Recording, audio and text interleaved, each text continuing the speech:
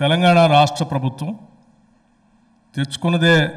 ఉద్యోగాల కోసం కాబట్టి నిరుద్యోగ యువతీ యువకుల్ని బాగా ప్రోత్సహించాలని, అంది వచ్చిన ప్రతి అవకాశాన్ని వదిలిపెట్టుకోకుండా ఉండాలనేటువంటి ఆలోచనతో యూపీఎస్సీలో కూడా మన యువత మంచిగా ప్రావీణ్యం చూపించి దాంట్లో విజయాలు సాధించాలి, దానికోసం మనం ప్రోత్సహించాలనేటువంటి ఒక ఉన్నతమైనటువంటి ఆలోచనతోనే ఈ కార్యక్రమాన్ని తెలంగాణ ప్రభుత్వం చేపట్టడం జరిగింది. 40 మంది మెయిన్స్లో ప్రిపేర్ అయ్యి ప్రిలిమ్స్ కోసం ఉత్తీర్ణులు కావటం కోసం ప్రయత్నం చేస్తే దాంట్లో 20 మంది మెయిన్స్లో పాస్ అయ్యి ఈరోజు ఇంటర్వ్యూకి సెలెక్ట్ అయి ఉన్నటువంటి ఆ 20 మందిని కూడా ప్రోత్సహించి వారికి కూడా ₹1,00,000 చెక్నిచ్చి ప్రోత్సహిస్తే ఆ ఇంటర్వ్యూకి ఢిల్లీ పోయినప్పుడు యూపీఎస్సీ ఎగ్జామ్ కోసం అక్కడ ఇక్కడ ఉండటానికి కావాల్సిన పరిస్థితుల్లో రెంట్కి ఉండాల్సిన పరిస్థితి వస్తుంది, భోజనం ఖర్చులు ఉంటాయి, కొద్దిగా కోచింగ్ సెంటర్ పోతే వాళ్ళ ఫీజు ఉంటుంది. సో వీటన్నిటికి కూడా కొంత వెసులుబాటు కల్పించడానికి రాష్ట్ర ప్రభుత్వం నుంచి ₹1,00,000 చెక్ వాళ్ళకి అందిస్తే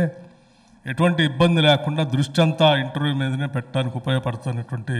ఒక ఉన్నతమైన ఆలోచనతో తిరిగి మళ్ళీ ముఖ్యమంత్రి గారు మంత్రిమండలి ఆలోచన చేసి కేవలం మెయిన్స్ వాళ్ళకే కాదు ఇంటర్వ్యూ పోయే వాళ్ళకు కూడా మనం ప్రోత్సహించాలని చెప్పి ఆలోచనతోనే మరొక ₹1,00,000 చెక్ను వారికి అందించాలనేటువంటి ఆలోచనతో ఈ కార్యక్రమాన్ని ఇక్కడ ఏర్పాటు చేశాం. అందులో భాగంగా ఈరోజు ఆ 20 మంది ఈరోజు ఇంటర్వ్యూకు వెళ్తూ ఉంటే రాష్ట్ర ప్రభుత్వం తరఫున మేమంతా గర్విస్తూ ఉన్నాం. ఈ 20 మంది యూపీఎస్సీ ఇంటర్వ్యూలో పూర్తిగా సంపూర్ణంగా విజయవంతులై అందులో సెలెక్ట్ అయ్యి వస్తే నిజంగా తెలంగాణ రాష్ట్రానికి అంతకంటే కావాల్సింది ఏమీ లేదని కూడా సంతోషిస్తాను. సో ఇది తెలంగాణ ప్రజలకి ఇక్కడ నుంచి మిమ్మల్ని ప్రోత్సహించి పంపిస్తే యూపీఎస్సీ సెలెక్ట్ అయితే సరే మన రాష్ట్రానికి వచ్చేవాళ్ళు రాష్ట్రానికి వస్తారు, దేశంలో ఎక్కడున్నా కానీ మా ప్రభుత్వం మమ్మల్ని ప్రోత్సహించి యూపీఎస్సీలో సెలెక్ట్ కావటానికి సహకరించింది కాబట్టి నా రాష్ట్రాన్ని నా ప్రభుత్వాన్ని కాపాడుకుంటూ ఏ స్థాయిలో ఎక్కడున్నా కానీ ఈ రాష్ట్ర ప్రయోజనాల కోసం